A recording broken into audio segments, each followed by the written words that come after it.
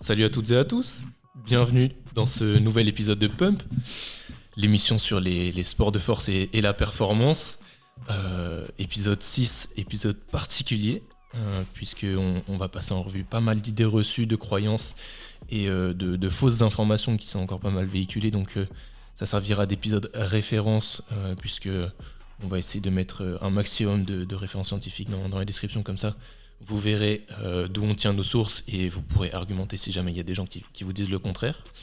Je suis toujours accompagné de Victor et Trésor, la fine équipe, qui ont travaillé dur pour cet épisode, qui ont ramené beaucoup d'informations et qui vont débunker tout ça. Comment ça va, les gars ? Au top, hein. Ça va très bien. Fatigué mais tranquille. Ouais, ça, on est dimanche matin. On vous l'a dit, les semaines sont chargées. On a les études, les stages, le taf, les entraînements, tout ça.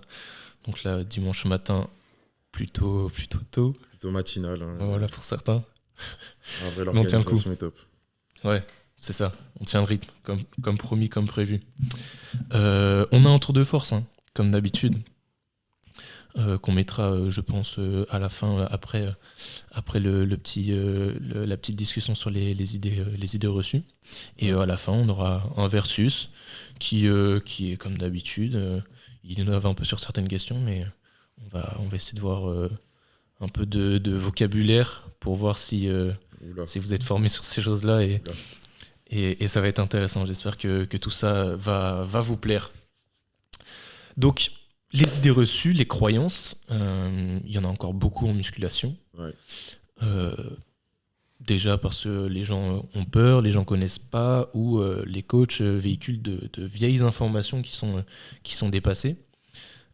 Est-ce que vous avez des choses qui vous viennent en tête là tout de suite sur les croyances qu'on peut retrouver en musculation ? Bon, en vrai, il y en a plusieurs. Hein. Il y a, comme on avait déjà discuté aussi par rapport notamment le gros débat qu'il y a dans le milieu du fitness et entre certains chercheurs sur le dos rond. Ça, le fameux gros débat. Tu commences fort. Ouais, bon, déjà, si on essaie de contextualiser, il y a plusieurs dos ronds. Ouais. Enfin, on va dire qu'il y a plusieurs dos ronds. Il y a le dos rond qui s'exprime au fur et à mesure de la réalisation du mouvement. Il y a le dos rond qui est plutôt thoracique, je dirais. Et aussi le dos rond qui est plus lombaire. Voilà. Donc, c'est-à-dire la courbure s'exprime soit sur le haut du dos, soit sur le bas du dos. Ouais. C'est quoi ton avis sur la question ?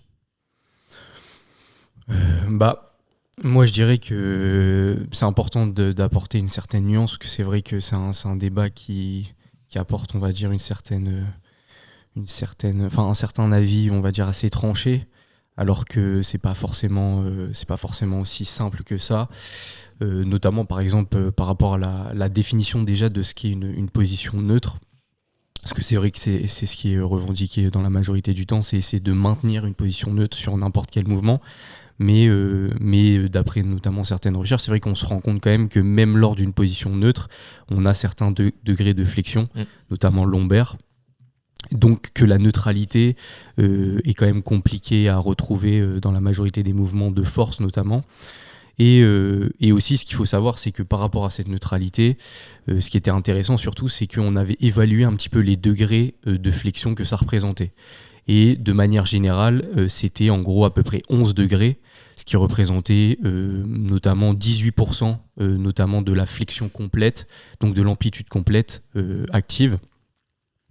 Et en fait, cette neutralité, déjà, ce serait intéressant de savoir pourquoi on la recherche absolument. C'est parce qu'en fait, on se dit que c'est une zone neutre dans laquelle, en fait, les structures passives, donc qui va représenter un petit peu donc tout ce qui est ligaments, donc tissu conjonctif, etc., sont dans une sorte de contrainte qui est mieux répartie. Donc il y a une sorte de répartition un peu plus homogène au niveau des structures passives et actives, donc notamment au niveau des muscles. Et donc on a une activité musculaire qui est augmentée. Et donc c'est pour ça qu'on recherche un petit peu cette zone neutre. Mais il y a quand même certains tests qui ont démontré que par exemple chez des powerlifters, C'était une thèse, je sais plus, je crois elle était sortie en 2019, un truc comme ça. Et ils avaient remarqué qu'ils avaient donné justement cette indication aux athlètes de garder au maximum la neutralité au niveau de la colonne, et on remarquait qu'en fait malgré ça sur un deadlift les athlètes avaient quand même 70% de flexion lombaire, donc de leur amplitude complète de lombaire. Donc c'est à dire que même lorsqu'on donnait l'indication d'avoir vraiment une certaine neutralité, l'athlète allait forcément dans cette flexion lombo-sacrée par exemple. Donc en gros c'est que c'est compliqué à éviter. Et aussi, ce qui est important aussi à expliquer, c'est que c'est aussi un facteur de performance pour différentes raisons. Notamment, par exemple, déjà, c'est un moyen de diminuer un petit peu, parce qu'on en a déjà parlé, de tout ce qui est bras de levier, etc. Donc, c'est des moyens d'optimiser les mouvements. Et notamment, le but, ça va être de limiter un petit peu le bras de levier entre la barre, notamment surtout au deadlift. Là, on en parle, hein, mais du coup, le bras de levier entre la barre et la région pelvienne et lombo-sacrée. Donc là, déjà, c'est au niveau des hanches, donc ça va optimiser, on va dire, la production de force. Ça, c'est la raison un petit peu la plus connue. Après, il y a aussi au niveau notamment du moment de force, qu'on appelle du moment de force interne des extenseurs de hanche. Donc lorsqu'on dépasse en fait les 35 degrés de flexion de hanche, généralement les extenseurs de hanche ont une capacité de production de force qui est un peu limitée, et du coup apporter une légère flexion au niveau lombaire va permettre de justement limiter un petit peu cette flexion de hanche et d'augmenter un petit peu le moment de force interne au niveau des extenseurs. Il va y avoir aussi tout ce qui est au niveau du fascia. Donc ça c'est un peu moins connu, mais c'est par rapport au fascia dorso-lombaire. Et on remarque qu'il a en fait une sorte de comment dire, tout simplement d'intervention et de synergie avec ce tissu conjonctif là, donc ce fascia, et qui permet justement de maximiser un petit peu la production de force. Et après c'est aussi surtout par rapport aux érecteurs du rachis, qui rentrent entre guillemets dans une sorte d'activation et de production de force supplémentaire, notamment par ce qu'on appelle le recrutement un petit peu optimal au niveau des ponts d'actine et de myosine, et en général c'est à partir de 110% donc de la longueur de repos, et en fait dans une position de flexion lombaire, en fait les érecteurs justement se retrouvent dans cette position et donc maximisent un petit peu la production de force complète. Et du coup c'est de manière générale, la flexion justement lombaire permet un petit peu donc d'optimiser la production de force et la performance. Donc c'est pas forcément sujet aux blessures, parce qu'en général c'est un petit peu le raccourci que l'on fait entre flexion lombaire et risque de blessure. Ouais, c'est ça le problème, c'est que souvent les gens font le raccourci, c'est très binaire leur réflexion, c'est soit dos rond, soit dos droit, comme on peut voir en haltérophilie, comme c'est appris en haltérophilie. Mais il faut savoir qu'aussi en haltérophilie, si on a le dos plat, voire en hyperextension, c'est aussi au profit de la technique de passage des coudes ou de tirage à l'arraché. Donc c'est deux disciplines différentes, deux objectifs différents. Et c'est pour ça qu'on observe de plus en plus de powerlifters qui apprennent à maîtriser le dos rond et qui se mettent dans une position qui est plus fermée par rapport à une position d'haltérophile où on a en général le buste bien ouvert et le bas du dos relativement neutre, parce que comme tu expliquais, la flexion lombaire elle est relative, on observe toujours des degrés de flexion lombaire, donc à contextualiser. Et dans l'ensemble, s'il faut retenir quelque chose, c'est que le dos rond c'est pas proscrit. Oui. Mais en fait c'est parce que faut pas être anti-dos rond. Ça vient surtout, en fait c'est parce que tout le monde se base sur une étude qui avait été faite, et c'était sur des cadavres. Mais en fait ce qu'ils avaient fait, c'est que déjà ils avaient isolé le disque intervertébral. C'était des cadavres de porc en plus, il me semble. Ouais, c'est ça. Et ils avaient isolé, mais ils avaient fait ça aussi sur des humains, mais c'était à base de.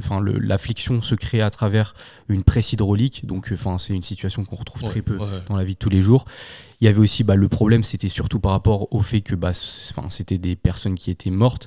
Du coup, en termes de régénération cellulaire, on ne pouvait pas l'isoler, puisque il n'y avait pas ce processus justement d'adaptation et de récupération. Et aussi, le problème, c'est que surtout qu'on isolait un petit peu les structures passives, sauf que le corps humain présente on va dire une sorte d'ensemble, donc il y a forcément des structures passives et actives. Et du coup, essayer d'isoler un petit peu la contrainte, c'était pas forcément reproductible chez l'être humain. Et en fait, c'était là où ils avaient remarqué que, à force de répéter une contrainte de flexion, il y avait justement cette hernie qui se créait petit à petit, donc graduellement. Sauf que chez l'être humain, ça a été, on va dire, un petit peu débunké, entre guillemets, puisqu'en fait, on a remarqué que le disque en soi, c'est une structure qui est fibro-cartilagineuse. En gros, il y a des fibres, il y a du collagène et il y a beaucoup d'eau au niveau du disque. Et ce qui se passe, c'est qu'en dessous, il y a une matière cartilagineuse qui permet justement entre guillemets, parce qu'il est avascularisé, donc il n'y a pas forcément de sang qui va arriver au niveau du disque. Et donc le cartilage permet justement d'apporter une certaine adaptation et des nutriments au niveau du disque.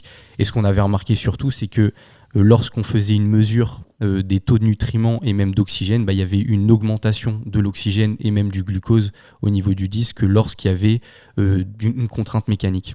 Donc en gros, le disque s'adaptait, et notamment, on en avait déjà parlé avec la loi de Wolff, par exemple, où la densité osseuse augmentait généralement lorsqu'il y avait une contrainte appliquée. Et du coup, surtout ce qui se passe au niveau du disque, c'est qu'on avait remarqué que les ligaments et même la partie externe du disque intervertébral avait une résistance à la traction qui était plus importante et qui était directement corrélée à la densité osseuse des articulations et même des os qui étaient adjacents. Donc plus la densité osseuse augmentait, plus il y avait une résistance à la traction qui était importante, et plus du coup il y avait une capacité d'adaptation à la flexion qui était importante. Donc c'est pour ça que c'est compliqué justement à chaque fois de retranscrire un petit peu les études qui sont faites sur des cadavres, puisque tout simplement il n'y a plus de vie, donc en termes d'adaptation on ne peut pas en créer. Ouais, c'est ça. C'est peut-être ça encore plus qu'il faut retenir, que il faut faire du dos. Enfin, on peut faire du dos rond. Ce qu'il faut retenir, c'est que ça s'adapte. Oui, bien sûr, c'est ça. Toutes les structures du corps s'adaptent. Ça s'adapte et ça s'entraîne. Donc, sur ça, il n'y a pas de sujet. Il faut y aller progressivement. Tu vois. Oui, mais ça, c'est hyper important. En fait, c'est ça qu'il faut rappeler. Parce qu'en fait, les gens, on a l'impression que lorsqu'on dit il faut faire du dos rond, c'est comme si tu dois, sur tes premières barres en dos rond, tu dois pas avoir d'entraînement, tu dois pas créer d'adaptation. C'est comme si tu dois faire directement tes RM en dos rond alors que tu n'as pas forcément l'habitude. Exactement. Justement, ce que tu dis, c'est hyper intéressant. C'est qu'il faut justement créer, comme surtout, on crée justement cette adaptation, on crée un stress graduel. Et le but, c'est derrière justement de se renforcer et de justement avoir une capacité qui est plus importante.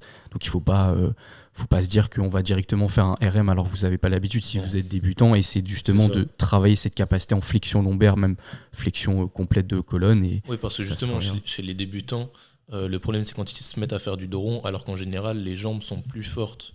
Enfin, les jambes sont capables d'aller à de grosses charges, alors que le dos ou la région lombaire ne l'est pas. Là, finalement, c'est la région lombaire qui va en pâtir du manque de technique ou du manque d'entraînement. Ouais, c'est ça.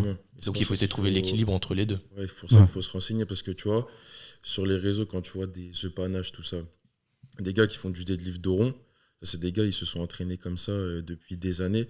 Et les jeunes débutants qui ont envie de commencer, qui font du power depuis, je sais pas, quelques temps, ils vont voir ce genre de gars, ils vont se dire ah ouais, ok, c'est peut-être comme ça qu'il faut faire et tout. Et c'est à ce moment-là qu'ils vont, on va dire, créer justement des blessures et des déviances, tu vois, des déviances posturales qui font qu'après, au final, la progression, elle ne sera pas optimisée, tu vois. Donc, après, justement, ce que je trouve bien avec The Panache, c'est qu'il fait une bonne pub du dos rond, entre guillemets. C'est-à-dire qu'à chaque fois... Mais les gens, ils vont pas creuser. Mais c'est très récurrent à chaque fois quand il fait des posts et qu'il a des commentaires par rapport à ça. Il essaie de contextualiser, et même il y a pas mal de gens qui créent du contenu autour de sa technique à lui. Donc en général, quand on voit The Panache, on sait qu'à côté, il y a du travail, de la compréhension technique, et qu'il a affiné sa posture, ses leviers, etc. Après, c'est comme tu dis, c'est que dans le cas de The Panache, c'est quelque chose qui est recherché, donc c'est quelque chose qui l'optimise à travers certains placements. Moi, ce que j'aime pas non plus, c'est quand on part dans l'autre extrême et qui existe aussi, c'est de dire que on s'en fout, c'est le dos rond, il n'y a pas besoin d'avoir de placement technique, on a juste à tirer, de simplifier au maximum un petit peu l'exécution d'un pattern, alors que c'est pas forcément ça non plus. C'est une optimisation, mais elle est quand même recherchée, donc elle se fait à travers des placements qui sont assez spécifiques. Donc faut pas non plus passer dans l'autre extrême et se dire on s'en fout totalement, faites dos rond et peu importe la charge, vous tirez, c'est tout. Enfin, j'aime pas non plus cette vision trop simplifiée. Donc, mais c'est pour ça, je pense qu'on a apporté assez de nuances, assez d'informations pour que les gens comprennent. Mais s'il faut retenir quelque chose, c'est que ayez confiance en votre corps. Si vous vous entraînez et que vous mettez en place une surcharge progressive cohérente, les adaptations se créeront. Et le dos rond, c'est interdit. C'est juste mal connaître ou mal se placer par rapport à tout ce qu'on sait maintenant. Ouais. Merci Trésor pour tous ces petits points. Il s'est lâché, il a balancé pas mal d'infos, il s'est fait plaisir. Si on passe sur une autre idée reçue, Victor, est-ce que tu as Ouais, envie de j'en nous ai partager quelque chose? Ouais, donc tout simplement, une petite idée, doit-on obligatoirement faire de longues séries pour maximiser l'hypertrophie musculaire? Ah ouais, c'est ça. J'en avais une qui ressemble, c'est ce qu'on pouvait entendre avant, c'est il faut faire des séries de 1 à 5 reps pour le développement de la force, de 8 à 12 reps pour l'hypertrophie et de plus de 15 reps pour l'endurance. C'est ça. Ouais, mais du coup, ouais, c'est ça. En gros, là, quand tu parles de longue série, c'est-à-dire de longues répétitions au sein d'une C'est série. ça, exactement. Ok. Ouais, exactement. Ou la blinde de série, tu vois. Mais en gros, j'avais vu ça parce qu'il y a un gars sur TikTok, je sais pas si vous connaissez. Il me semble qu'il s'appelle Loku ou un truc comme ça, tu vois. Et lui, il fait du. Il a de bonnes sources, lui. Ouais, il a de bonnes sources, tu vois. Et j'aime bien comment il justifie ses propos. C'est qu'en gros, lui, il veut travailler son hypertrophie, tu vois, en même temps de la force, bien sûr.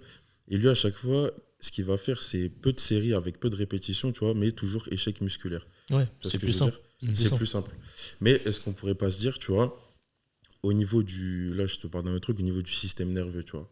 Est-ce que ça peut avoir un impact, du coup, sur tes entraînements et du coup, être, on va dire, moins performant sur tes séries tout au long de la semaine, tu vois ce que je veux dire? Bah justement, une programmation cohérente où les séries sont courtes, donc avec peu de reps, et l'intensité est maximale, tu vas pas avoir 30 séries par groupe musculaire chaque semaine. Ouais. Pour moi, c'est ça, c'est l'équilibre entre le volume et l'intensité. Et c'est pour ça qu'il faudrait voir comment lui se programme sur la semaine pour planifie voir ça. si effectivement il peut avoir un crash. Mais en général, ton corps te rappelle vite à l'ordre, hein. Quand Ouais, tu c'est tiens sûr. pas une séance avec toutes tes séries à l'échec, tu le sens très très vite. Mais c'est Ouais. c'est intéressant. Toi, tu es plus d'avis de faire des séries au-dessus de 10 reps ou de mettre le plus lourd possible pour arriver très vite à l'échec? Moi, je dirais. Non, moi, je serais d'avis quand même d'envoyer un peu plus de répétitions, tu vois. Oui, Mais parce que, voilà, nerveusement, je pense que je suis pas adapté à toujours aller à l'échec ouais, c'est un entraînement. sur peu de répétitions, tu vois. C'est un entraînement. C'est un entraînement, c'est une planif à avoir, tu vois. Donc, on va dire pour, tu vois, des gars qui débutent, qu'est-ce que vous conseillerez? Après, de manière générale, si tu privilégies les séries longues, il va falloir que tu aies quand même une proximité de l'échec. Bien Ouais, sûr, et bien le sûr, problème bien des sûr. séries longues, c'est que trouver l'échec, C'est ça. c'est Ouais, c'est compliqué ça. parce C'est que la ça. charge est moindre et Ouais. des fois, à T'en as 15 encore. reps, tu as l'impression que tu es à l'échec alors qu'en fait, Alors tu en que as non. encore 5 Ouais, c'est ça. et Exactement. finalement, c'est les 5 les plus importantes qui arrivent après. Ouais. Ouais, c'est pour ça la perception de l'effort en soi, elle est beaucoup plus biaisée lorsque tu fais des séries beaucoup plus longues que séries courtes. Ouais. Parce qu'en général, c'est aussi relié au pourcentage de RM. Ouais. En général, on arrive à avoir des tranches beaucoup plus précises que sur des pourcentages beaucoup plus bas. Donc c'est vrai que ça complique un petit peu cette perception et derrière, ça complique un petit peu l'adaptation. Donc tout dépend de comment est-ce que, ouais, comme tu disais, comment est-ce qu'on planifie un petit peu ce volume de travail. Après, sur la fatigue que tu disais, de manière générale, tout ce qui est fatigue centrale, etc., on en avait déjà parlé. De manière générale, ça va pas être forcément relié à l'intensité parce que justement, c'est un petit peu, à l'inverse de ce que l'on pense généralement, mais les pourcentages de charge élevés ne créent pas plus de fatigue centrale, au niveau central par exemple, que périphérique par rapport aux charges plus légères. C'est surtout la proximité de l'échec parce que j'en avais déjà parlé, c'était surtout par rapport à l'accumulation de métabolites. Donc en fait, en général, même si tu es sur des séries beaucoup plus longues, mais que tu te rapproches assez proche de l'échec tout simplement, en fait tu vas avoir cette accumulation de métabolites et du coup ça va passer la barrière hémato-encéphalique et ça va créer justement une certaine fatigue centrale, ce qui se retrouve également dans les charges beaucoup plus importantes. Ok. Ce qui peut être une petite nuance, ça va être surtout sur l'adaptation structurelle. Tu vas avoir potentiellement plus de contraintes mécaniques avec un pourcentage de charge beaucoup plus élevé. Du coup, en termes de fatigue périphérique, si tu mêles donc l'échec plus la haute intensité, ça peut un petit peu impacter ta capacité de récupération. Donc derrière, voilà, ça va être surtout d'adapter le volume en conséquence dans ta semaine pour pas justement avoir une fatigue trop importante et derrière limiter un petit peu notamment le recrutement des unités motrices et du coup l'adaptation hypertrophique. Donc ça va être surtout ça à prendre en compte. Ouais, Mais et puis sinon- pour répondre à ta question, moi ce que je conseille aux débutants, c'est pas de chercher les séries courtes proches de l'échec, c'est de comprendre la technique, Bien sûr. prendre de l'expérience sur la technique Faire les et essayer connexions. essayer de tenir sa technique sur une série de 10-15 reps. Déjà, c'est un très très bon point, c'est un très bon marqueur de pression. Surtout que si on regarde les premiers mois de travail d'un débutant, en général, la progression se fera quand même même s'il n'est pas à l'échec. Ouais. Donc il y a plus d'expérience à prendre sur l'exécution technique que sur la prise d'hypertrophie avec optimisation des RIR ou ce genre de choses. Par contre, si tu veux tendre vers de l'optimisation, pour moi, c'est vraiment plus intéressant de mettre lourd et de chercher à obtenir les 8 reps, même si tu penses que tu seras à l'échec à 6, parce que au moins, disons que de 0 à 8 reps, tu as moins de marge d'erreur par rapport à ton échec que de 0 à 15 ou 0 à 20. Donc, tu vas être dans le dur directement, mais au moins, tu es sûr d'être proche de l'échec. Et il y a des gens qui travaillent sur 3 séries, 4 séries sur un même exercice et qui disent au fur et à mesure de l'avancée dans mes séries, j'essaye d'avoir un RPE le plus élevé possible, enfin de plus en plus fort, ou un RIR le plus bas possible. C'est-à-dire, mettons, tu fais 3 séries de développé couché, à la barre, tu vas commencer à faire une série où tu essayes d'avoir 2 reps en réserve, RIR 2. La série d'après, une seule, et la dernière série, t'envoies tout, t'essayes d'être à l'échec, et comme ça permet aussi de se sentir de se sentir évoluer sur la séance et de comprendre là où sera ton échec du jour, parce qu'évidemment le niveau de forme, l'état de forme général est variable, donc on n'a pas le même échec à chaque fois. Ok, Donc intéressant. si on met au point un petit point dont on a déjà parlé, mais qui est important de rappeler, par rapport aux aux tendinites. Les tendinites, quand on a des tendinites, il faut stopper l'activité physique et se mettre au repos. Non, pitié, non. Du coup, tendinite ou tendinopathie? Justement. C'est quoi la différence? La nuance. La nuance, ça va être surtout au niveau inflammatoire. C'est ça, tendinite, c'est l'inflammation du tendon. Tendinopathie, c'est une notion un peu plus englobante. C'est-à-dire que si un kiné ou un médecin va pointer du doigt va te diagnostiquer une tendinite juste à l'observation, c'est une erreur. Souvent, c'est une erreur, c'est que il est trop sûr, alors qu'il faut peut-être prendre un peu plus de recul par rapport à la gêne, à la douleur.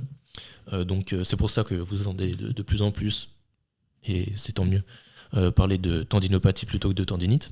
Mais donc, est-ce que dans les deux cas, le conseil stopper l'activité et se mettre au repos, il n'est pas un petit peu problématique?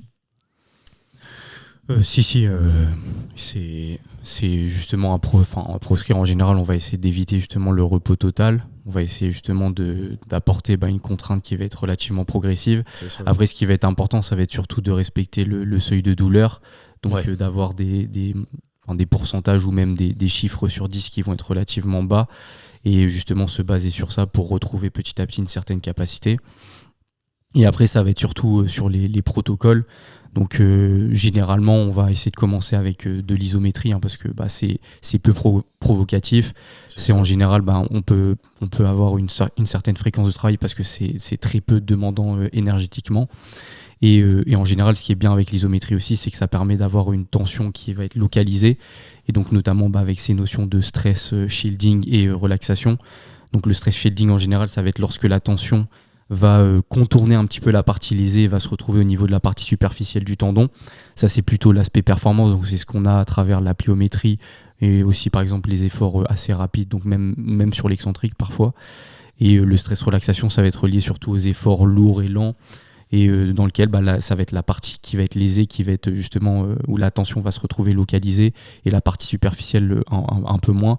Du coup, on cherche justement à planifier autour de ces principes-là, donc de commencer avec la stress relaxation qui justement permet de réorganiser, parce qu'en fait la tendinopathie c'est surtout une désorganisation un petit peu structurelle de la matrice du collagène, et donc le but c'est justement de réorganiser les fibres de collagène dans l'axe. Et ça justement ça se fait en appliquant une contrainte. Ça c'est se fait en important appliquant, de comprendre ça. C'est ça. C'est-à-dire que le repos complet ne sera pas favorable à la réorganisation de ces choses-là, donc il faut appliquer une contrainte, mais sans majorer la douleur, c'est ça, c'est ça. Le conseil. En gros, toujours respecter en début de réhab justement un seuil de douleur qui est relativement bas, mais de quand même essayer de se baser justement sur des exercices qui vont être peu provocatifs et de les faire évoluer petit à petit sur justement l'évolution de la douleur et même aussi de la capacité d'adaptation, et derrière petit à petit essayer de retrouver des efforts pliométriques si on est dans le cadre de la performance, ou dans le cadre des sports de force, retrouver une capacité au niveau de la haute intensité sur des barres assez importantes. Donc ça va être ça. Donc tendinopathie, pas de repos. C'est juste de l'activité physique adaptée. C'est Et ça. c'est le grand principe qu'il faut retenir du. Après, tout D'une dépend du stade. Si on est dans une tendinopathie, on va dire, qu'on appelle réactive, ça en général, ça va être relié à la charge d'entraînement. Donc, c'est lorsque ça se passe, c'est lorsque, par exemple, on a dépassé un petit peu la capacité d'adaptation et de récupération. Du coup, il y a une certaine déstructuration qui va se créer. Et il peut y avoir aussi la tendinopathie qui va être dégénérative. Donc là, c'est plus de manière chronique. Donc là, la contrainte est aussi importante, mais il y a un travail qui peut être différent. Et dans ce cas-là, il faut se faire encadrer tout simplement par un pro de santé, donc un kiné du sport. Mais de manière générale, la contrainte appliquée sera importante et sera un bénéfice qui sera non négligeable. Donc entraînez-vous et c'est juste d'adapter. Ok, ça fait une troisième idée reçue qu'on a un petit peu éclairée. Est-ce que vous en avez d'autres en tête là ? Sinon, moi j'en ai une sur la nutrition qui. Vas-y. Un peu de nutrition. Les glucides le soir. Est-ce que vous avez déjà entendu ça ? Prendre des glucides le soir, ça fait grossir. Jamais entendu ça. Bien sûr. Ouais. Déjà entendu ? Non, Je t'as sais jamais pas. entendu ? Je suis pas dans la nutrition trop, mais Ouais. c'est vrai quoi en gros l'idée reçue ça, c'est en gros c'est Je sais même pas, mais juste manger, prendre des pâtes ou des pommes de terre ou du riz le soir en trop grosse quantité, ça ferait grossir. Parce que, alors, je vais essayer de comprendre comment cette idée reçue s'est mise en place. Les glucides, c'est le substrat énergétique principal du corps. Si tu prends des glucides mais que tu fais pas d'activité physique, grossièrement, ton corps va stocker. Et je pense que le raccourci qui a été fait, c'est genre glucides le soir, énergie la nuit, tu stockes, parce que la nuit tu n'as pas d'activité, donc tu grossis. Okay. Je pense que ça s'est mis en place comme ça. Alors, comment est-ce qu'on peut nuancer ces choses-là ? En fait, le problème de ça, c'est que ça remet un petit peu en question le modèle SICO, qui est le modèle un petit peu avéré actuellement et dont les données dans la littérature scientifique font consensus, c'est-à-dire que c'est un peu le principe de calories out et calories in, donc c'est-à-dire le nombre de calories ingérées versus le nombre de calories dépensées. Et du coup, ça, c'est un principe qui est régi notamment par les lois de la thermodynamique, tout simplement. C'est-à-dire que l'énergie ne se crée pas, elle se conserve ou elle se transforme. Donc, tout simplement, lorsque, par exemple, vous apportez des nutriments, en fonction justement de votre apport calorique total, si la dépense est plus importante, logiquement, vous allez, entre guillemets, être en déficit calorique, ce qui entraînerait justement une perte de masse grasse et tout simplement une perte de poids. Et ça a été, c'est assez solide en termes de données, puisque même dans des chambres calorimétriques, c'est-à-dire une chambre dans laquelle on mesure vraiment votre état métabolique, c'est-à-dire à travers notamment l'air inspiré et l'air expiré, on n'a toujours pas réussi à réfuter ce principe-là, donc SICO. Et donc, de manière générale, lorsqu'on a un apport calorique total qui va être similaire et donc identique dans deux groupes, l'apport glucidique le soir ou même le matin ou même le midi n'influence pas du coup la prise de poids ou même la perte de poids. Ça va être justement cette balance calories ingérées et calories dépensées. Donc ça, c'est hyper important à prendre en compte. C'est un principe maintenant qui commence à être de plus en plus répandu et partagé, qui est assez connu, mais c'est un principe qui est hyper important.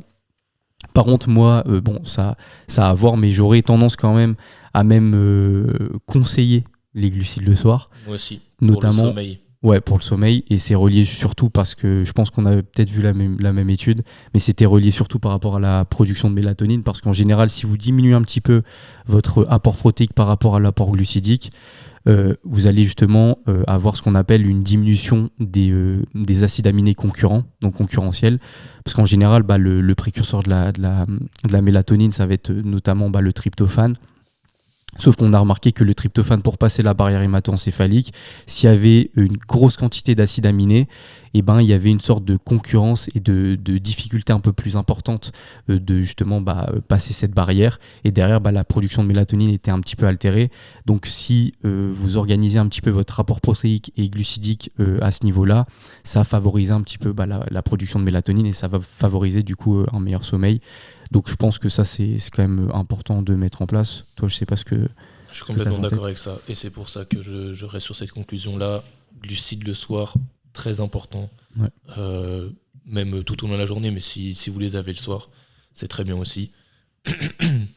Est-ce que vous avez d'autres choses, d'autres idées reçues autour de la musculation, de l'alimentation? Ouais, moi je peux en dire une, c'est par rapport une idée très reçue, notamment pour les femmes. Euh, une idée reçue qui nous dit que les femmes ne doivent pas trop s'entraîner en musculation, sinon elles deviendraient trop masculines. Est-ce que vous avez déjà entendu parler de ça?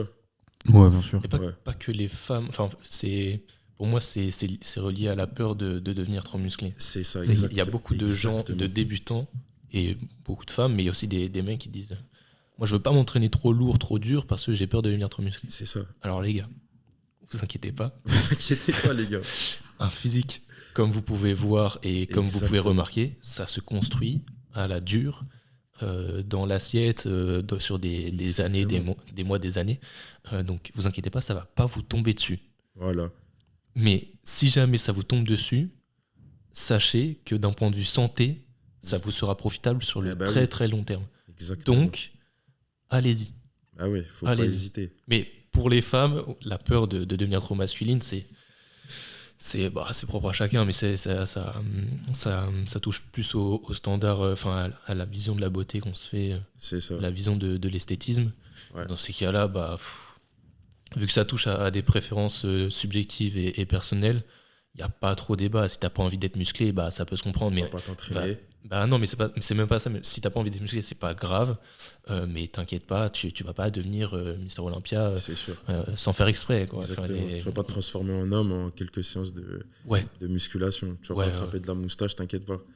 Ouais, c'est ça aussi. Tout va bien se passer. Mais c'est ça aussi, c'est ça les clichés. C'est peut-être dans le bodybuilding professionnel de haut niveau féminin, puisqu'il y a du dopage, il y a des attributs masculins qui se développent, et peut-être il y a un raccourci qui se fait entre la musculation et le développement de ces attributs-là chez les femmes, alors que c'est lié aux prises de produits dopants. Ouais, c'est ça. Exactement, ouais. Donc, dans ce sens-là, vous pouvez vous entraîner sereinement, vous pouvez vous entraîner dur. Il n'y a pas de contre-indication à ça esthétiquement. Exactement. Pourquoi tu rigoles, Trésor? Ah non, c'est vrai. Moi, j'en ai une autre qui va un peu dans ce sens-là, c'est par rapport à la croissance. La musculation, ça ralentit la croissance. Faut pas faire de musculation quand on est jeune. Ouais, ça c'est... c'est un grand classique, hein. Ouais, c'est un grand classique. Les parents qui couvrent les enfants à faire la musculation et tout ça. Qu'est-ce que vous en pensez de ça? Mais c'est parce qu'on en avait déjà parlé, c'était par rapport au raccourci un petit peu, c'est que de manière générale, on va apporter un lien de causalité par rapport, par exemple, on va prendre un sport, on va se dire, ok, comme ils sont tous petits ou tous grands. Exactement. Oui, c'est vrai qu'on en a déjà parlé, et c'est parce qu'il y a des gens qui appellent ça le biais du nageur ou ce genre de choses. C'est parce que les nageurs ont des épaules très larges. Mais c'est pas la natation qui fait des épaules larges, c'est si tu as des épaules larges, tu es favorisé en natation, donc nécessairement à haut niveau, c'est la caractéristique physique qui s'observe le plus. C'est comme les fémurs courts et les bustes longs en haltérophilie. Exactement. Il y en a plein d'autres. Ouais, c'est ça. En fait, c'est juste qu'on retrouve des catégories de prédisposition génétique au haut niveau qui justement sont relativement bénéfiques pour cette discipline et pour pratiquer un niveau de performance assez important. Mais ça ne veut pas dire que c'est la discipline qui précède ces prédispositions génétiques. Ouais, sinon... sinon le sprint ça fait devenir noir. C'est aussi ridicule que ça. C'est aussi ridicule que ça. Donc la musculation pour les jeunes, c'est adapté, c'est fortement recommandé. Il faut que ce soit adapté, bien encadré, tout ça, parce que. Mais si vous commencez jeune, c'est à ce moment-là en fait que vous allez avoir des gains vraiment phénoménaux, parce que c'est là que le corps se construit et qu'il y a vraiment de la croissance dans tous les sens. Donc si vous mettez à profit ces hormones-là pour le développement de la masse musculaire, vous aurez de bons résultats très tôt, et un physique mature un peu plus tôt que ceux qui auraient commencé dans leur vingtaine. Tu le vois, par exemple, si on prend un exemple très simple, les jeunes qui ont fait de la gymnastique, qui ont fait de la gymnastique très tôt, ils ont des prédispositions quand même on va dire, Ouais. au niveau de la force, ligamentaire, tout ça. Ouais, et puis il y a des gars- aussi, des gars pour la n'ont gym, pas. je dirais que c'est aussi il y a de l'apprentissage moteur. Hein. Bien On sûr. pourrait faire un aussi. épisode sur ça, mais l'intelligence corporelle kinesthésique, elle se développe, hein, comme toutes les formes d'intelligence, ça se développe. C'est-à-dire que si vous commencez un sport tôt et que vous apprenez à utiliser votre corps dans l'espace tôt, ça vous sera profitable plus tard, quoi. Ouais, c'est ça, exactement. Ouais, désolé, on a un quatrième invité Quatrième qui est là.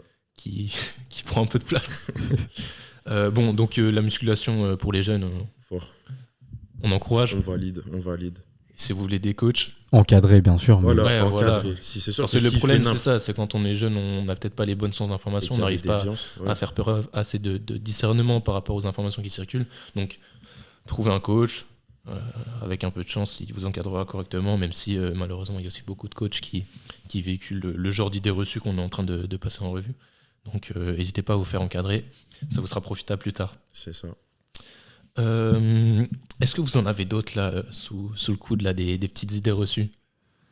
Trésor, je pense que vous voulez parler de l'acide lactique. Est-ce qu'on te lance sur ça ou on le garde pour le prochain épisode? Parce qu'en vrai, il en Ça va reste être long. beaucoup. Ouais. Il en reste beaucoup. Si vous aimez qu'on passe en revue ces idées reçues là, restez connectés. Et On puis fera même un épisode si 2. les gens aussi ont des idées reçues par Bien rapport sûr. à la musculation, qui nous en fassent pas. Hein. Ouais, justement, c'est ça qui est compliqué, c'est qu'une idée reçue, t'as du mal à l'identifier Ouais. comme telle. Ouais, mais c'est par exemple, ils ont des. Ouais, je vois ce que tu veux dire. Mais Peut-être s'ils qu'ils ont des idées reçues dont ils sont pas conscients et là ils sont en train de se rendre compte qu'ils pensaient des choses et en fait c'est Bien sûr. totalement faux. C'est pour ça que c'est compliqué d'identifier ces choses-là, mais il faut juste être attentif à ce qu'on peut entendre en salle ou même chez les populations moins averties sur ces sujets-là pour savoir il y a des fausses informations qui tournent et c'est pas positif. Bon, si on parle du bench, est-ce que vous avez déjà entendu ça? Le bench, il faut faire attention à la colonne, il faut avoir le dos à plat. Il faut lever les jambes et croiser les pieds en faisant du développé couché. Non. Non, moi je suis pas d'accord. Hein. Tu Faut tout simplement respecter En plus- sa courbure vertébrale Exactement. naturelle, tu vois. Si on n'est pas dans un objectif de performance, ouais. Je dirais. Ouais, Parce que sinon tu Sinon, tu vas essayer forces d'optimiser. Ouais. l'hyperextension. Ouais, c'est clair. Mais enfin, Bien sûr. pour comprendre pourquoi lever les pieds au bench peut s'avérer plus contre-productif, c'est la notion juste de sécurité et de stabilité. Exactement. Si vous ne savez pas faire de bench et que vous n'avez pas vos appuis au sol, vous êtes moins stable, donc vous prenez plus de risques de perdre la trajectoire, de vous blesser grossièrement sur ce mouvement-là. Donc, gardez les pieds à plat au sol. Les talons posés si vous faites du bench IPF, c'est important. Parce qu'il y en a qui aiment bien coller les pieds derrière les épaules là, en ayant les pointes de pied au sol seulement. Ouais, c'est vrai. Donc, pour le C'est développé vrai. couché barre, gardez préserver les courbures naturelles de la colonne. Et bon, si on place le contexte un peu, vous pouvez voir des gens, des powerlifters qui font du bench avec les pieds surélevés, mais ils n'auront pas les genoux fléchis au-dessus des hanches. Ce qu'ils font, c'est ce qu'on appelle du Larsen press. Est-ce que Trésor, tu veux bien nous expliquer brièvement sur l'intérêt de cette variante-là? De manière générale, ça va être dans deux situations qu'on va mettre en place cette variation. Ça va être soit pour quelqu'un qui justement utilise trop son leg drive et a du mal justement à bien engager les membres supérieurs, donc ça lui permet justement de conscientiser un petit peu le placement et même la rigidité complète de la ceinture scapulaire, de la chaîne scapulaire. Ou ça peut être aussi également dans l'autre cas, dans le cadre justement d'un athlète qui a justement du mal à conscientiser un petit peu la stabilité, l'importance justement de l'action des membres inférieurs dans la production de force horizontale pour créer plus de stabilité au niveau du point d'application de la force. Et du coup, ça permet de donner un feedback direct externe sur l'importance de tout ça. Donc ça, c'est en fonction de la planification. Mais de manière générale, ouais, c'est pour justement augmenter un petit peu la perception interne sensitive de l'action des membres supérieurs au niveau du bench et de la stabilité. Ok, donc là, c'est le cadre dans lequel vous pouvez lever les pieds au bench, mais si jamais vous voyez un ancien qui a été formé il y a longtemps, qui vous dit attention, ton dos au bench, vous pouvez essayer de lui expliquer gentiment. Peut-être qu'il ne vous écoutera pas parce que c'est difficile d'accepter qu'il y a des choses où on n'est plus à jour quand on a de l'expérience comme eux. Mais essayez de discuter avec eux et vous verrez, ce sera très intéressant. C'est ça. On a le temps d'en faire un petit dernier. J'ai envie de parler de la pré-fatigue. Je pense, Trésor, t'es Gros même bien aussi sujet. ce sujet-là. La pré-fatigue. Fatigue. Alors, j'explique l'idée. Si tu as un problème de recrutement d'un muscle sur un exercice polyarticulaire, on va te recommander de faire un exercice de pré-fatigue en amont de la réalisation de cet exercice polyarticulaire, donc souvent un exercice d'isolation sur ce groupe musculaire-là, pour faciliter la prise de conscience du travail de ce muscle-là sur le groupe, enfin sur l'exercice polyarticulaire. Ok.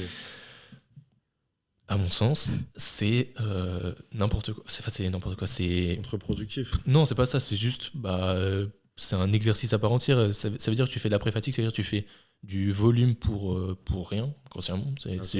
C'est du volume qui se fait au profit d'un exercice après.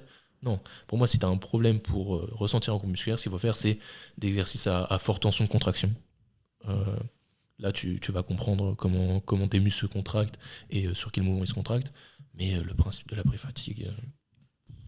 0. Ouais, je moi, j'ai te un vois truc rire. hyper intéressant. Je te vois rire, mais... Mais ça va mettre, je pense, 5-10 minutes. Donc, je sais pas si là, vous voulez qu'on en parle maintenant. 5-10 minutes ? Ouais. Je t'en donne 5. Je t'en donne 5. On va essayer de faire en 5 minutes alors.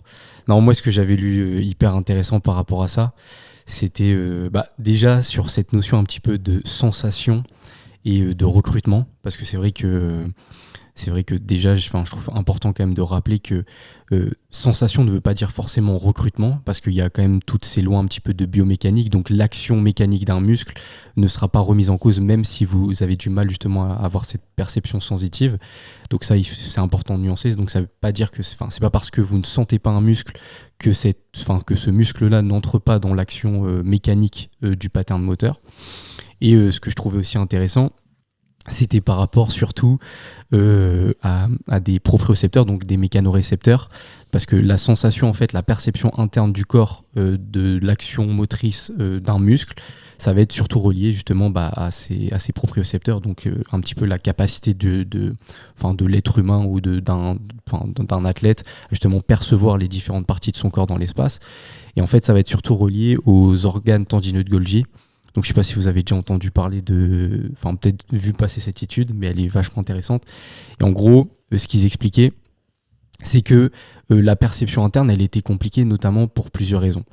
Déjà parce que les organes tendineux de Golgi, et c'est pour ça que, je rebondis un petit peu sur ce que tu disais par rapport à la tension-contraction, c'est qu'on a remarqué qu'ils avaient une perception et une sorte d'afférence diminuée au niveau du système nerveux central lorsqu'on allait dans des amplitudes passives, donc lors d'un étirement passif, Donc par exemple, tout ce qui est hypertrophie médiée par l'étirement, donc tout ce qui est tension d'étirement, les organes tendineux de Golgi avaient beaucoup plus de mal en termes de messages synaptiques et nerveux, donc en termes de perception, ça compliquait un petit peu.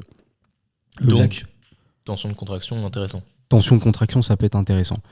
La deuxième, mais c'est pour ça que je vais apporter une petite nuance par rapport à ça, parce que la deuxième raison, c'était notamment surtout par ce qu'ils appelaient la sommation non linéaire, c'est-à-dire que en gros, les organes tendineux de Golgi vont avoir une capacité de message synaptique lorsqu'on passe d'une tension de basse à moyenne, mais ils vont avoir beaucoup plus de mal à justement avoir cette perception importante lorsqu'on passe d'une intensité importante à très importante. Donc à des intensités, on va dire assez moyennes basses, vous allez avoir une perception qui va être plus importante. Donc ça peut être relié aussi justement au pourcentage de charge qui va être utilisé. Ensuite, ce qui va être aussi important, ça va être relié surtout à, il faut comprendre qu'en gros, il va y avoir une sorte d'adaptation des organes tendineux de Golgi à la tension appliquée, mais aussi au temps sous tension de la tension appliquée du coup. Donc ça veut dire que il va se désensibiliser petit à petit à la tension qui va être appliquée, donc plus vous allez avancer. Donc ça, c'est un petit peu contraire à ce que l'on pense généralement, parce qu'on se dit que plus un athlète avance en termes de masse musculaire, donc de progression de masse musculaire, plus généralement il va avoir une perception qui va être améliorée, ce qui n'est pas forcément aussi évident, puisque justement il va y avoir une désensibilisation des organes tendineux de Golgi, donc il peut potentiellement avoir une difficulté un peu plus importante en termes de perception sensitive. mais aussi il va être désensibilisé par le temps sous tension. Donc plus vous allez appliquer une tension fréquemment, plus justement il va avoir cette désensibilisation.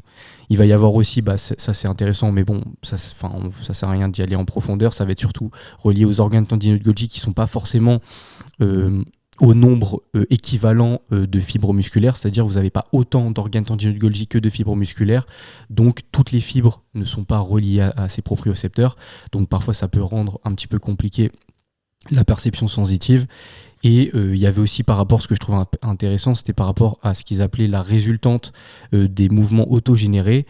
Et ça, c'était relié, par exemple, il disait que en général, on a du mal à percevoir justement un mouvement dans lequel on s'attend déjà au résultat. Et ils expliquaient un petit peu, par exemple, c'est pour ça qu'on a du mal, c'est même pratiquement impossible, de se chatouiller soi-même. Puisqu'en fait, comme on perçoit déjà le résultat du mouvement généré, on a du mal à justement percevoir la sensation. Du coup, c'est pour ça qu'il reliait justement, comme l'exercice était un mouvement appliqué, même un exercice appliqué de manière autogénérée, donc sur la perception sensitive, ça rendait plus compliqué. Ils avaient fait justement cette étude sur des bodybuilders qui étaient avancés. Et en fait, sur un exercice d'extension de genou, les bodybuilders arrivaient à ressentir leur quadriceps, mais à aucun moment ils arrivaient à distinguer les différents chefs. Ouais. Et ils arrivaient à les distinguer à partir du moment où la flexion de hanche était plus importante, sauf qu'on avait remarqué que même si pour eux, je crois que c'était le vaste intermédiaire et le vaste externe étaient plus recrutés, l'activité musculaire qui était mesurée par EMG était similaire. Donc c'est là qu'ils avaient remarqué qu'en fait, tout simplement, même un bodybuilder qui était avancé, il avait une capacité justement de perception qui était compliquée. Et après, la dernière raison, et comme ça on aura fini, c'était surtout relié par rapport à ce qu'ils appelaient la rétroaction afférente, c'est-à-dire qu'en fait, tout simplement, les messages qui étaient donnés au système nerveux central étaient traités justement par les parties qui étaient surtout subconscientes, et il y avait très peu de messages qui étaient traités sur la partie consciente, donc on avait du mal à prendre justement conscience de ces sensations au niveau interne. Donc généralement en fait c'est plus...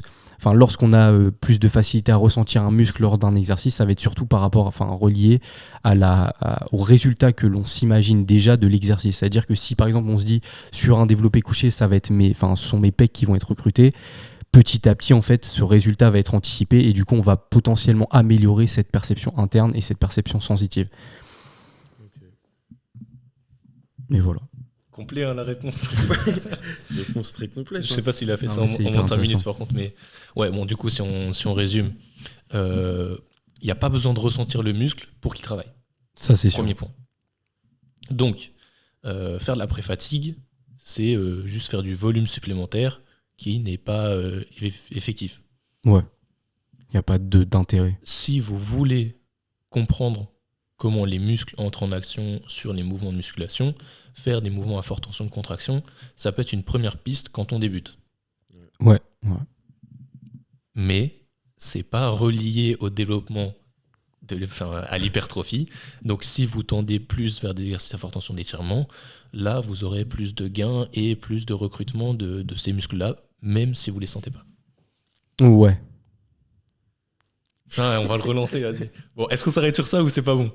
Non, si c'est bon, mais c'est parce que j'apporte juste une dernière nuance par rapport à ça, les tensions d'étirement, même si c'est même moi qui l'avais partagé, mais c'est vrai qu'en fait on a remarqué aussi par rapport à ça que justement en fait il y avait une certaine adaptation au niveau du sarcomère et surtout les sarcomères en série, et en fait il y avait un certain degré de sarcomère en série qui ne se rajoutait pas, et du coup en fait dès lors qu'on atteignait un petit peu le nombre total de sarcomères en série, donc la limite on va dire d'adaptation, l'hypertrophie médiée par l'étirement avait justement ses limites et ne créait pas forcément plus de bénéfices à mesure que l'entraînement avançait, à mesure que le niveau de l'athlète avançait.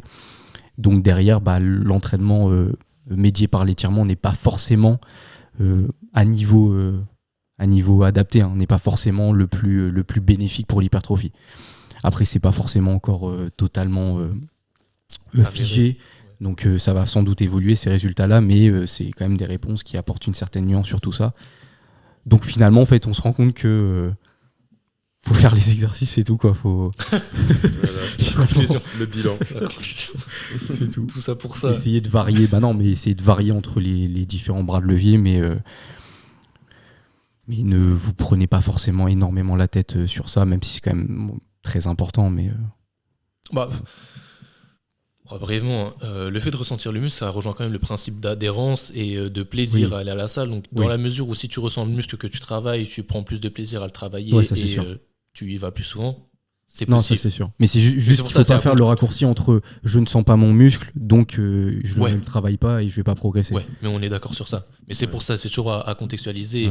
Et quand on bosse avec quelqu'un et qu'on le suit sur sa progression en musculation, en général, on essaie de tenir compte de différents facteurs et pas forcément des données scientifiques qui disent faut privilégier telle méthode plutôt qu'une autre. Non, le principe de base, c'est le principe d'adhérence. Allez à la salle, faites-vous plaisir et amusez-vous.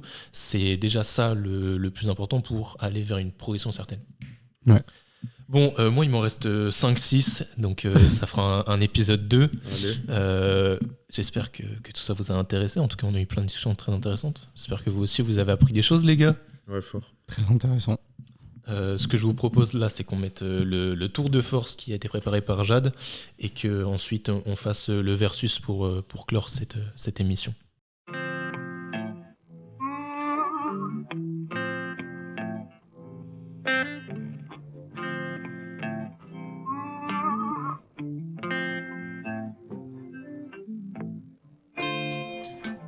Salut les gars, salut à tous et bienvenue dans le Tour de Force. Dans ce Tour de Force, on discute d'haltérophilie au JO, de la participation de Maximides à l'Olympia, d'un nouveau concurrent sur le marché de l'équipement en musculation et sport de force et de nouvelles règles en force athlétique. On parlera ensuite de 4 performances intéressantes de ces dernières semaines, performances aujourd'hui exclusivement françaises. On commence donc ce Tour de Force par une bonne nouvelle. L'haltérophilie ne sera pas supprimée des JO 2028 à Los Angeles. La discipline, sur la sellette depuis quelques années à cause notamment d'affaires de dopage, risquait de disparaître complètement de la liste des sports présents. La réduction progressive des catégories de poids et du nombre d'athlètes sélectionnés semblait par ailleurs aller tout à fait dans ce sens. Mais IWF, la Fédération internationale d'haltérophilie, a ces dernières années mis en place une politique de lutte contre le dopage et la corruption au sein de la fédération qui semble peu à peu faire ses preuves, en tout cas suffisamment pour que le sport puisse rester au programme des mythiques Jeux Olympiques. Deuxième actu, Maximides, bodybuilder en classique physique récemment qualifié à l'Olympia, ne participera finalement pas à la mythique compétition.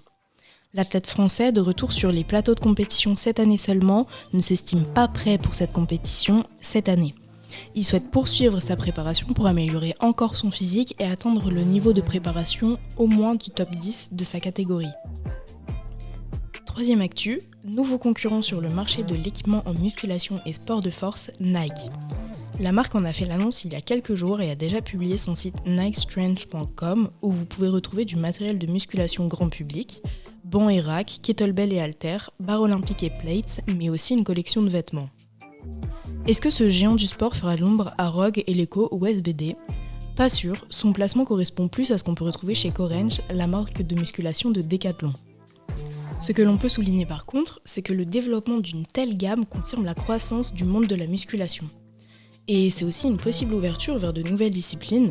Nike est d'ailleurs connu pour ses Romaleos, chaussures d'haltérophilie.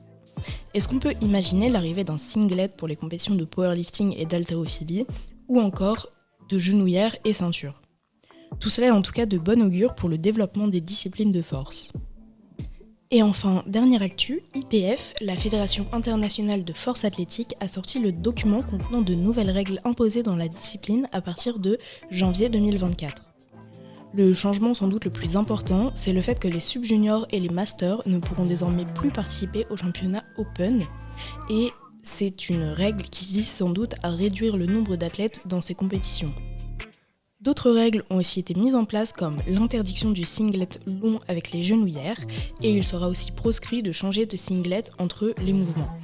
Il faudra par ailleurs que le t-shirt sous le singlet des athlètes soit coupé ajusté, les shirts oversize ne seront plus acceptés. Beaucoup de nouvelles règles pour les tenues des athlètes, mais pas de gros changements pour la discipline, si ce n'est cette interdiction des catégories d'âge au championnat Open. On passe maintenant à un bref récapitulatif de performances de ces dernières semaines et comme annoncé, ce sont des performances 100% françaises. Quelques semaines à peine après les championnats du monde de streetlifting, l'athlète française Workout by Julie a fait un record du monde non officiel lors d'un entraînement au dips avec une rep à 60 kg dans la catégorie des moins de 57 kg. Cette performance ne présage que du bon pour l'athlète française et on espère l'avoir validé une telle rep en compétition. Deuxième performance, c'est celle de The Panache qui atteint le tant attendu palier des 300 kg au soulevé de terre. Le champion du monde en titre parlait de cette barre depuis de nombreux mois sur les réseaux sociaux et a réussi son essai du premier coup à l'entraînement. Les championnats d'Europe de force athlétique arrivant à grands pas, on a hâte de voir le total qu'il y affichera. Benjamin Ferré, haltérophile français récemment sélectionné en équipe de France, a rejoint le club des épaules jetés français à 200 kg lors du premier tour de championnat par équipe en division top 9. Et enfin, dernière performance française, la junior Salma Madi, athlète de force athlétique, a réalisé le plus gros squat français junior féminin avec une barre à 202,5 kg dans la catégorie des plus de 84 kg. C'est tout pour ce tour de force, merci beaucoup de m'avoir suivi, à très vite.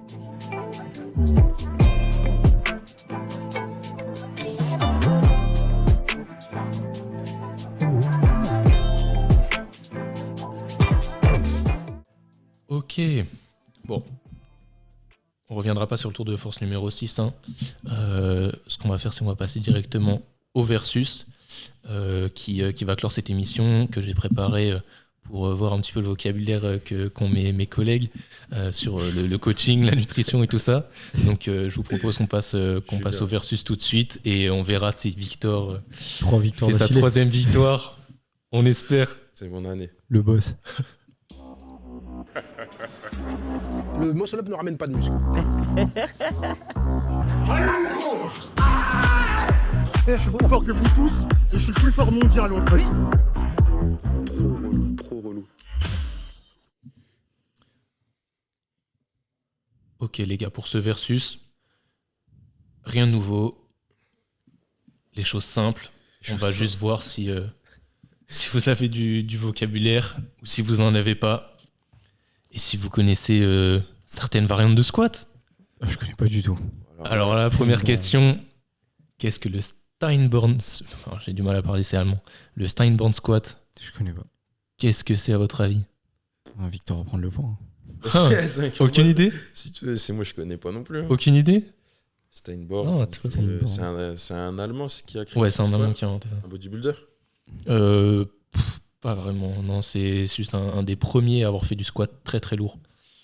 Ah, il nous donne un indice. Ouais, enfin... si tu connais ça... Ah, ok. Non, moi je Moi aussi, Bon, je c'est une variante de squat. connais pas. À du votre tout. avis, comment elle s'exécute? Je sais pas.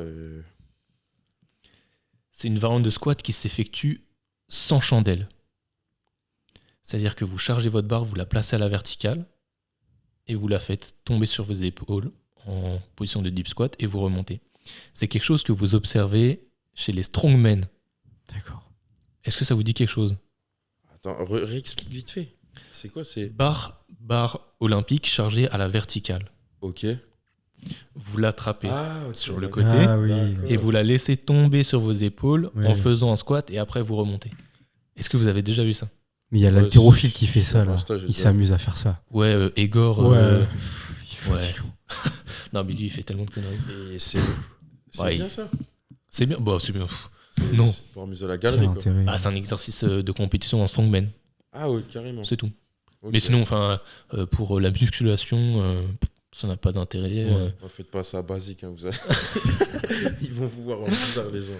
Donc, vous connaissez pas cette variante-là? Bon, Et donc- Bah, là, du coup, c'est- là oui, Ouais, j'ai déjà vu. Ouais. Ouais, je vous sais, avez déjà vu. Ouais. Vous savez pas que ça s'appelait comme ça? Non, pas du tout. Faudra qu'on essaye. non.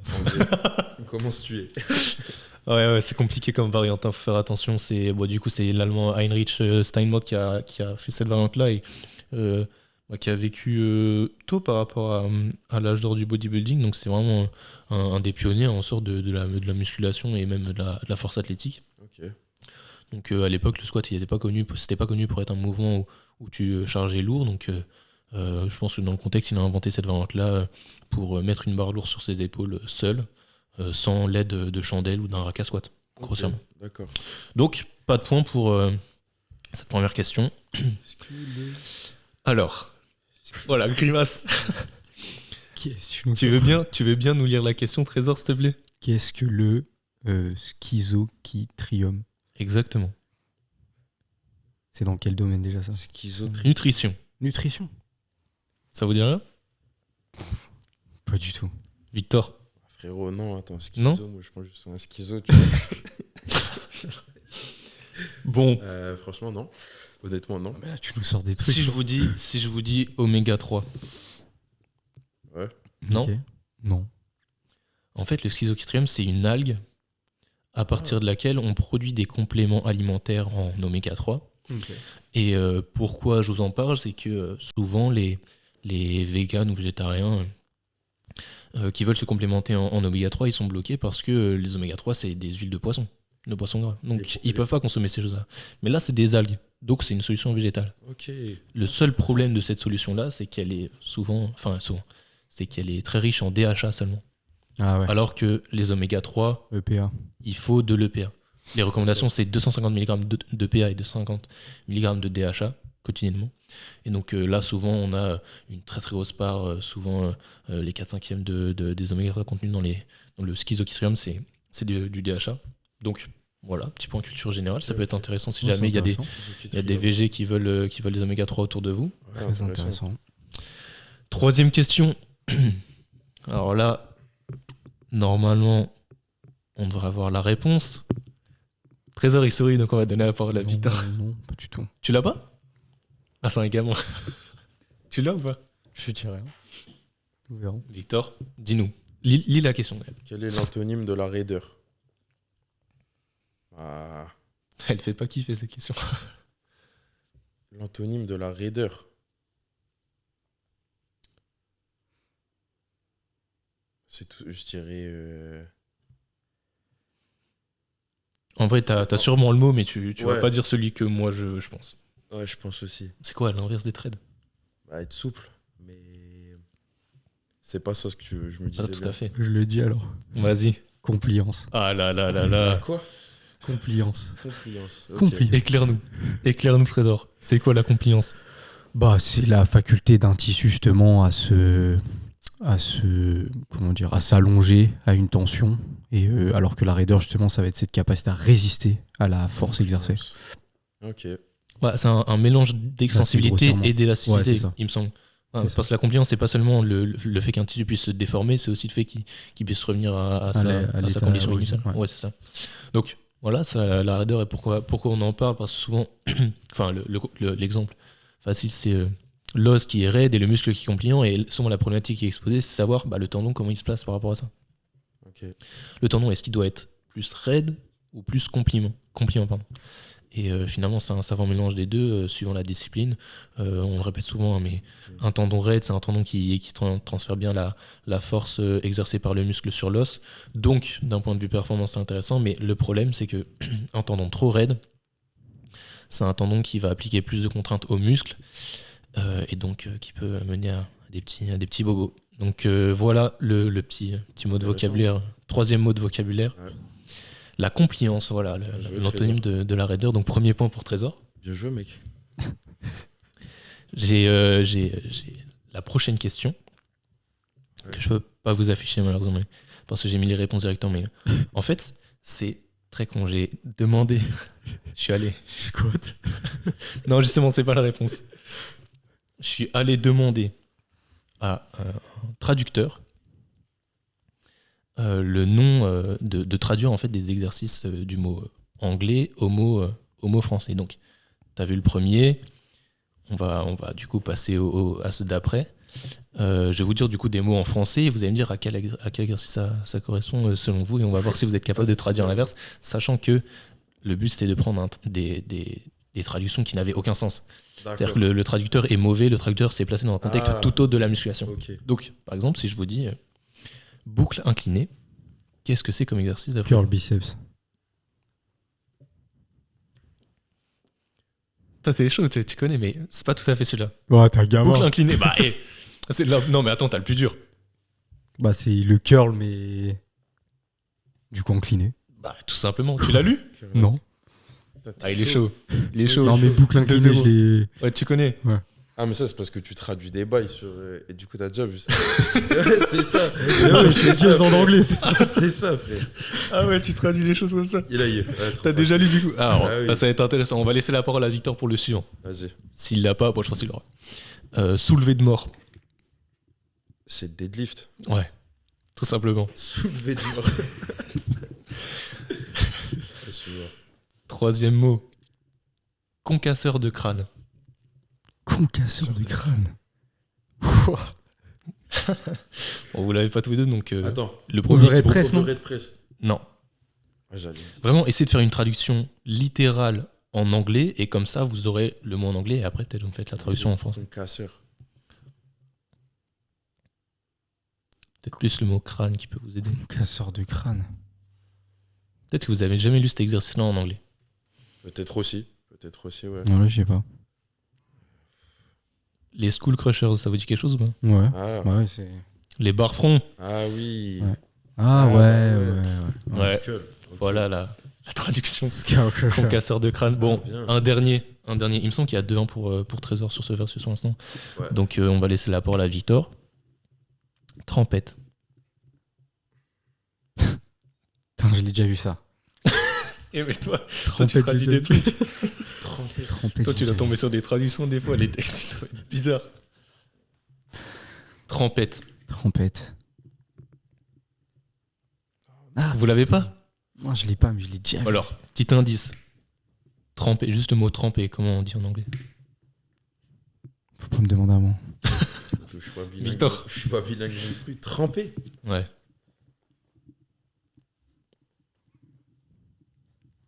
Bon, du coup, ça a de la rapidité. Dernier indice. Ok. C'est un mouvement de street lifting. Dips. Dips. Il a dit avant. Putain, dips pour profondeur. Moi, j'avais Non, en compris profondeur, c'est D-E-E-P. ça. Ouais, moi j'avais compris ça aussi, mais pourquoi tremper? Bah, tout deep, c'est tremper quelque chose. Ah ouais? Ouais. Ok. To dips. Il fait trop l'ancien anglais, lui, c'est abusé, frère. Bon, ça fait 3-1 pour Trésor. Bon, j'avais un mot supplémentaire, mais en fait, j'en ai plein d'autres tractions comme ça. Mais si jamais ça vous a plu et que ça vous amuse, je pourrais remettre ça sur le prochain versus. Donc, vous avez. En vrai, ça m'étonne que Trésor il connaisse des trucs comme ça, mais c'est bien. Du coup, ça fait un petit peu d'anglais. C'est bien, on travaille l'anglais de temps en temps, ça fait pas de mal. Oh, j'ai mis les slides n'importe comment. Bon. C'est pas grave. Si on finit ce versus sur des petites enchères, Oh, pas mal.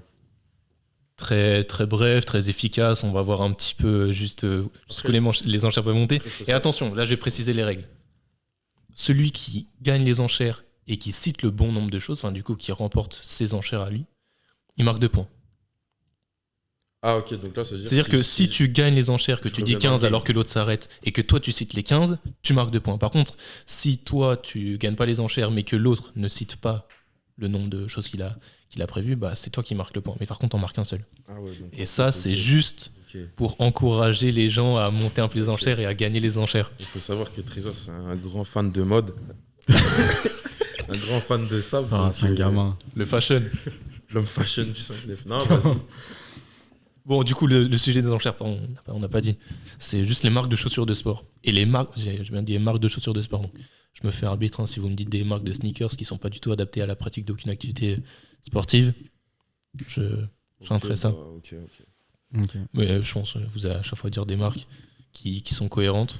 Donc, Il y en a trop, je vais encore bégayer, vas-y. Je vais dire 10. Moi je dis 15.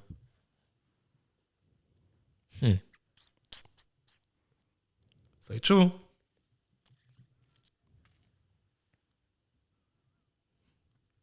Ah, tu l'as bien bloqué là. Continue avec son bluff à 2 balles. Là. C'est pas du bluff. En vrai, je sais pas si je peux en avoir 16. Hein. Ok, celle-là je la connais. Non, vraiment. Je la connais bien celle-là. Ah, Non, parce que bah, la vas-y. dernière fois, il a fait l'escroc. Quoi? Il a déconcentré pendant ses enchères. Ah oui, il était là 5 secondes et tout, c'était mort. En fait, le problème, c'est que je sais pas à quel point je peux aller dans les chaussures de sport. Ah, mais Parce que moi, je dis qu'est-ce que tu vas me sortir, gros? on sort pas des...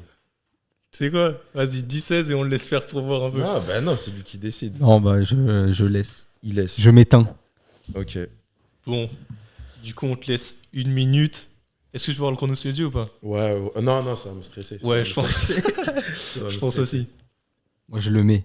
Ouais, bah, Ouais. Trésor, tu t'occupes du chrono comme ça. Mais...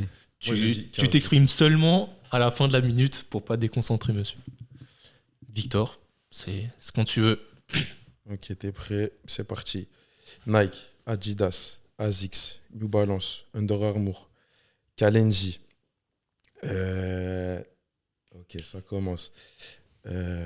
Erima, Hummel. Il est chaud. Attends. Ferme-la. J'ai dit quoi d'autre? Attends. Chaud bouillant. Erima, Asics. Non. Frère, fais toutes les marques de Décathlon.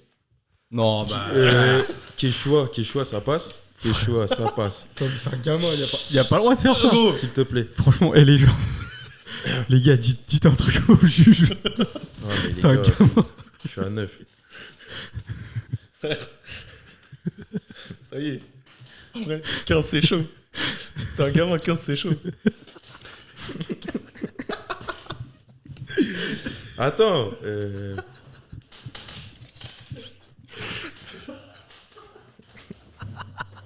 toute façon,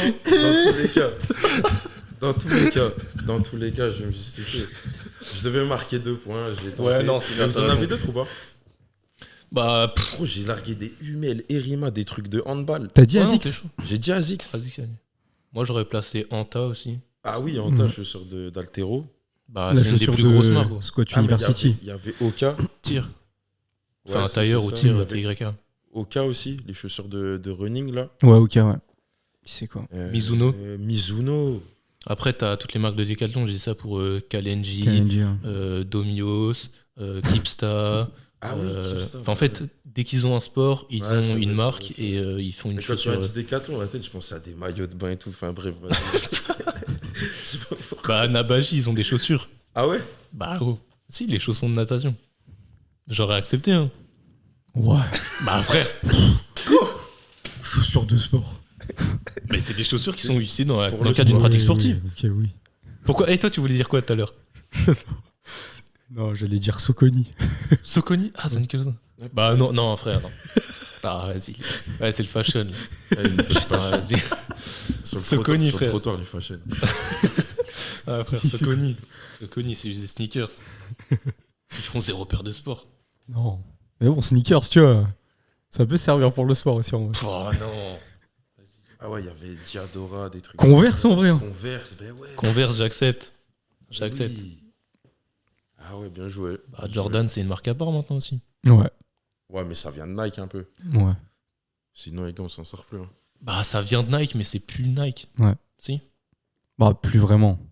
C'est comme, On peut lui dire, c'est faire comme le Eli Hansen et Converse. Converse, Ouais. c'est une filiale de Nike. hein. Mm. Ouais, C'est revendu, c'est racheté par Nike. hein. Bon, Ah, bravo, Trésor. ouais, bien battu, bravo. Victor, mais Bravo. ça n'a pas suffi. Victor, Trésor reprend le titre. Champion du Versus. Petite victoire, ça fait longtemps. No belt. Attends, on a fait un bon Versus, mais on a aussi passé en revue pas mal de choses intéressantes quand même là, sur les idées reçues. Ouais. Ouais. J'espère que il vous en reste en réserve parce que on fera un épisode 2. Hein. Allez, Ouais. Un épisode 2. allez. Faire attention, ça commence à faire beaucoup d'épisodes 2 en suspens. Ouais. On n'oublie pas, les gars, les compléments alimentaires. Ouais. Ça arrive. non, sérieusement, on va faire un épisode sur les compléments alimentaires aussi, parce qu'on vous le promet depuis longtemps. Et puis une seconde partie pour ces idées reçues là, parce que c'est intéressant comme format. Enfin, j'espère que ça vous a plu, mais ça permet d'être peut-être un peu plus exhaustif sur toutes les choses qui peuvent toucher à la musculation, d'un point de vue entraînement, même kiné ou réhab ou nutrition. Et d'apporter chacun un avis, des notions, et tout ça. Donc j'espère que ça vous a plu. Et puis sinon, moi je vous dis à la prochaine, hein, les gars, dans 2 semaines pour un autre épisode avec un invité. Normalement, On croise les doigts, vous savez, l'orga, c'est toujours compliqué, mais on tient le rythme. Et merci à Invité d'être venu enregistrer cet épisode. Grosse force à vous pour les cours, l'entraînement, hein, c'est ça, hein, comme d'hab. À vous comme à nous. À vous comme à nous. Entraînement, travail. Ouais. Deep work. À 5h du mat, comme Trésor, bravo à lui. Il se lève tôt. Quel escroc, C'est un gamin. Quel escroc. Faut dormir, Trésor. Bon, allez les gars, à la prochaine. À la prochaine.